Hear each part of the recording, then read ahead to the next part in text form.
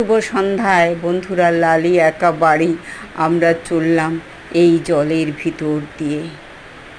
হে মা গঙ্গা, তুমি রক্ষা করো, সাপে কামড় না দেয়, ভয় হচ্ছে সাপের। রাতের অন্ধকারে ওরা কোথায় থাকবে জানি, সব সময় তো খালি দেখি সাপ। কি হবে? হে ইন্দ্ররাজ, কেন তুমি করলে এই দুর্গতি পৃথিবীর? বলো।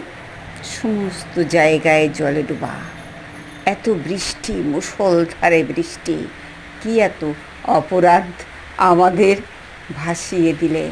এই তো বন্ধুরা, দেখা হোক। স্টেশনে চলে এসেছি।